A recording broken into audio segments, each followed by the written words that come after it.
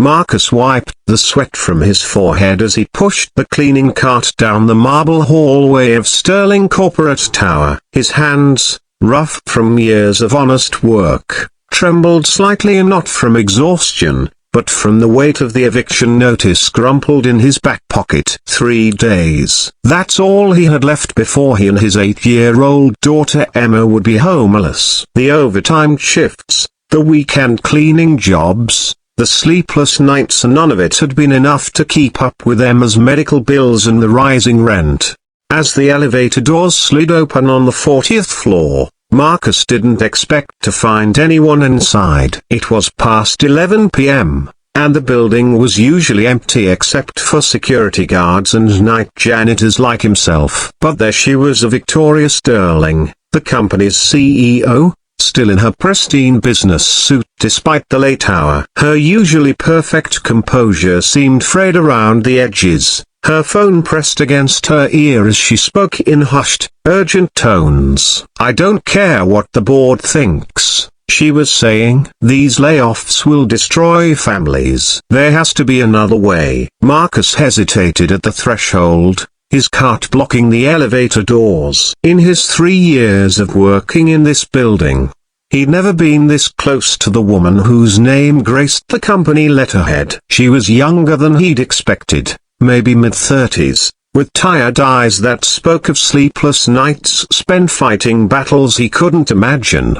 Victoria looked up, noticing him for the first time. "Oh, I'm sorry," she said, ending her call. "Please, come in." Marcus maneuvered his cart into the spacious elevator, positioning himself in the corner as Victoria pressed the button for the parking garage. The silence stretched between them, broken only by the soft hum of the elevator's descent. Then, without warning, the lights flickered and died. The elevator lurched to a violent stop, throwing both occupants against the walls. In the pitch darkness, Marcus heard Victoria's sharp intake of breath, followed by the clatter of her phone hitting the floor. "Emergency power should kick in any second," Victoria's voice came through the darkness, though Marcus could hear the uncertainty beneath her professional calm.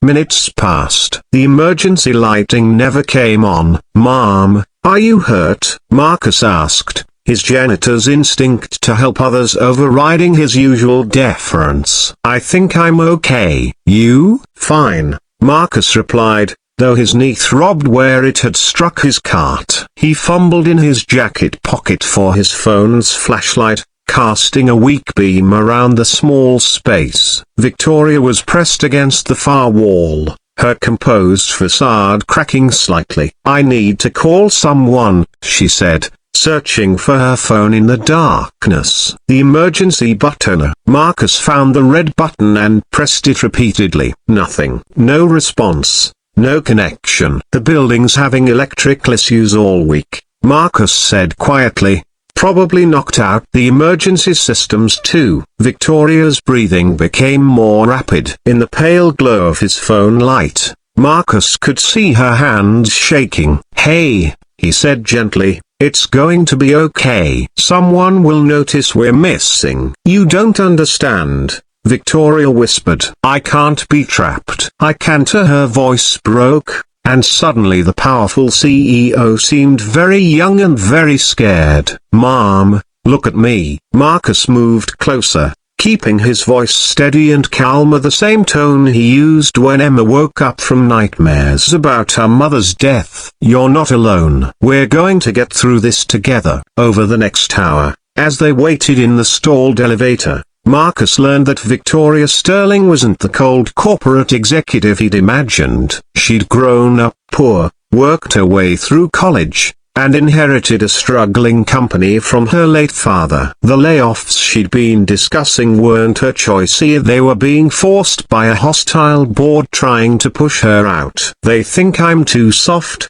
she admitted. "Maybe they're right. Being soft isn't a weakness," Marcus replied. "I've got a daughter, 8 years old. Lost her mom 2 years ago to cancer. The medical bills, they buried us. But every night when I tuck Emma in, I tell her that being kind is the strongest thing a person can do. Victoria was quiet for a long moment. What's her name? Emma. She's everything to me. Something in his voice must have conveyed his desperation, because Victoria asked, "Are you okay? I mean, really okay?" Marcus hesitated, then found himself telling this stranger about the eviction notice, about working 3 jobs, about the constant fear that he wasn't enough for his daughter. In the darkness of the elevator, surrounded by the weight of their shared vulnerability, the barriers between them dissolved. "I'm going to help you," Victoria said firmly. "When we get out of here, Mom,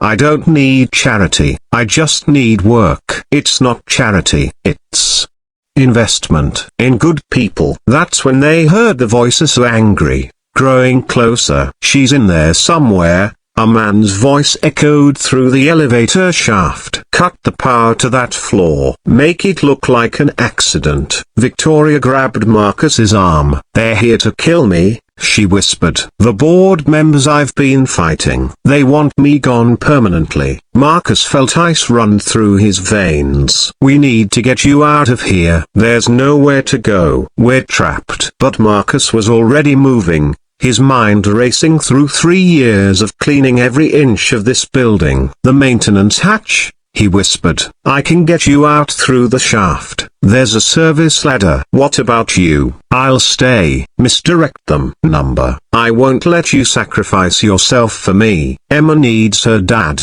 but she also needs a world where good people like you exist, Marcus said, forcing the hatch open with a maintenance tool from his cart. "Go, find the police. Stop these men." The voices were getting closer. Victoria hesitated at the hatch opening, then grabbed Marcus's hand. "What's your last name?" "Johnson." "Marcus Johnson." "Emma Johnson is going to be proud of her father." Victoria disappeared up through the hatch just as the elevator doors were pried open. 3 men with flashlights flooded the small space, finding Marcus alone with his cleaning cart. "Where is she?" the leader demanded. Marcus looked up at them with steady eyes. "I don't know what you're talking about." "Elevator got stuck. I've been cleaning the car while I waited." They searched frantically, but Victoria was gone. Frustrated and running out of time, they left Marcus locked in the elevator and fled. 2 hours later, police and firefighters pulled Marcus from the elevator shaft. Victoria had reached them, and the 3 board members were already in custody. As paramedics checked Marcus over, Victoria approached him. "The job I mentioned," she said quietly. "Head of building operations. It comes with medical insurance, a housing allowance, and Emma's college fund." Marcus started to protest, but Victoria held up her hand. "You saved my life tonight. But more than that, you showed me what real courage looks like. The company needs people like you in leadership positions. People who understand that taking care of others isn't weakness, it's strength." 6 months later, Marcus stood in his new office, watching through the window as Emma played in the company's on-site childcare center. The eviction notice was long gone, replaced by a lease on a beautiful apartment and the security of knowing his daughter would never want for anything. Victoria knocked on his door, carrying 2 cups of coffee. "How's the new position treating you?" she asked. "Still feels like a dream," Marcus admitted. "Sometimes I wonder what would have happened if that elevator hadn't broken down." Victoria smiled, settling into a chair across from his desk. "I don't think it was the elevator breaking down that changed everything," she said. "I think it was 2 people choosing to see each other as human beings instead of titles or positions. That's the real power, when we stop being afraid of each other and start taking care of each other." Marcus nodded, thinking of Emma's laughter echoing through the halls of the building where he'd once pushed a cleaning cart. Now he was helping reshape company policies, ensuring that no employee would face the desperation he'd once known. The building was the same, but everything else had transformed. "To broken elevators," Victoria said, raising her coffee cup, "to taking care of each other, Marcus replied, and they both knew that some things broken in just the right way could lead to the most beautiful repairs.